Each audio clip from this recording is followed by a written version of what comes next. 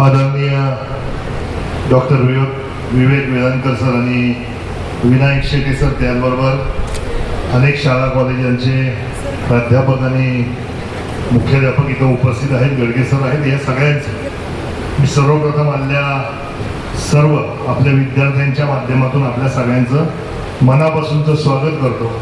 त्याचबरोबर तुमचं देखील स्वागत करतो की मी एखादा कॉल तुम्हाला केला आणि तुम्ही तुमच्या व्यक्तिगत आयुष्याविषयी आपण किती सजग आहोत आणि आपण काय घेतलं पाहिजे, काय केलं पाहिजे, यासाठी आपण सगळे पालक आलात, त्याचबरोबर विद्यार्थी आलात.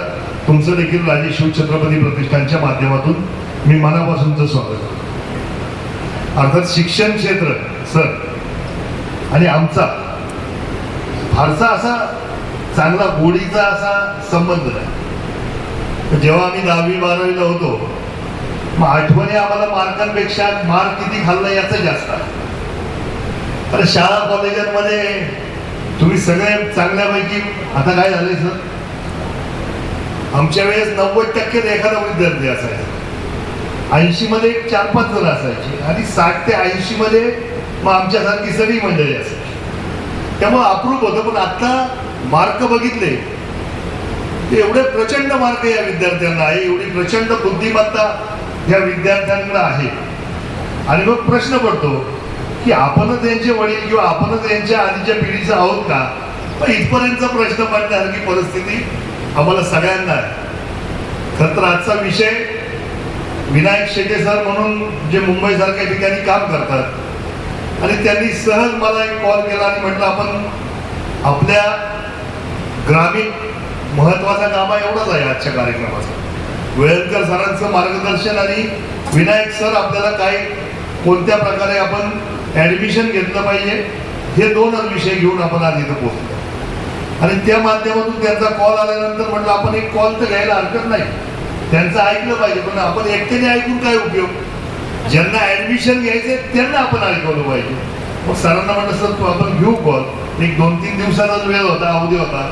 खरं तर 4 तारखेला मला वाटतं मीटिंग झाली आणि 5 तारखेला सर आम्ही सगळी मंडळी गावातली रायगडला असतोय 6 जूनला राज्याभिषेक दिनाला. तर मग 2 दिवस त्याच्यात गेले आणि मग आल्यानंतर हे सगळे कॉल केले आणि त्या माध्यमातून आपली उपस्थिती लाभली. मी मनापासूनचं आपल्या सगळ्यांचं स्वागत करत असताना अधिकचा वेळ मी घेणार नाही, परंतु एक विनंती मात्र आपल्या सगळ्यांना मी नक्की करणार. आपण सगळेजण खूप हुशार आहात, आपण प्रचंड मेहनती आहात, आपण शिक्षण क्षेत्राकडे आपल्या भविष्यातलं नक्की स्वरूपात विजन असणारी व्यक्तिमत्व. परंतु हे करत असताना आपण आपल्या शारीरिक आरोग्याकडे सुद्धा तेवढंच लक्ष दिलं पाहिजे, ही विनंती मी तुम्हाला सगळ्यांना. मगाशी मी पाहिलंच अत्यंत कमी उंची मुलांची, विद्यार्थिनींची आता मला दिसते फार कमी मुलं जी उंचीला चांगली आहेत, शारीरिकदृष्ट्या सक्षम आहेत, अशी मला बघायला मिळाली. आणि माझी विनंती तुम्हाला ही आहे, मी सर आता मला सांगायला निश्चित स्वरूपात आठवते म्हणून मी सांगतो, कारण मी थोडी कुस्ती पण त्या काळात करायचो. मी 12वीला जेव्हा मी कॉलेज सोडलं, शाळा सोडली, 12वी जेव्हा पास आउट, तेव्हा माझं वजन 72 किलो होतं. आणि आता आपण वजनाच्या हिशोबाने मी म्हणत नाही, परंतु शारीरिक दृष्ट्या आपण कितीही अभ्यास केला, मी नेहमी सांगत असतो की मला वाटतं स्टीफन हॉपकिन्सचं नाव आपण सगळ्यांनी ऐकलंय, आपण सगळ्यांनी पाहिलंय.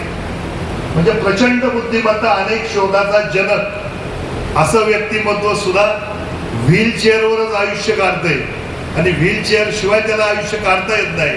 ही खरं तर शोकांतिका आहे. आणि त्या निमित्ताने आपण सगळेजण सुदृढ आहोत आणि आपण आपल्या आरोग्याची सुद्धा तेवढीच काळजी घेतली पाहिजे. कारण बाकीचं तुम्हाला ज्ञान द्यायला ही 2 मंडळी आहेत. मी त्याच्यावर जास्तीचं बोलणार नाही, कारण तो माझा प्रांत नाही, तो माझा अभ्यास नाही.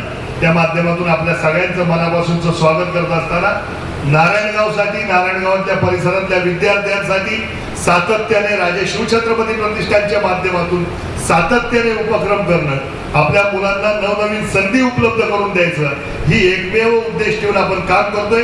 आणि त्यामध्ये मग ग्रामपंचायत असेल, मुक्ताबाई काळोबा देवस्थान ट्रस्ट असेल किंवा नारायणगावातली सगळीच आपली एक विचारधारेची मंडळी इथं जी निश्चित स्वरूपात या कार्यक्रमासाठी ज्यांनी ज्यांनी मदत केली मी सगळ्यांचं मनापासूनचं आभार व्यक्त करतो आणि आलेल्या सर्व मान्यवरांचं मनापासूनचं स्वागत करतो. थांबतो. जय हिंद, जय महाराष्ट्र, जय शिवराय.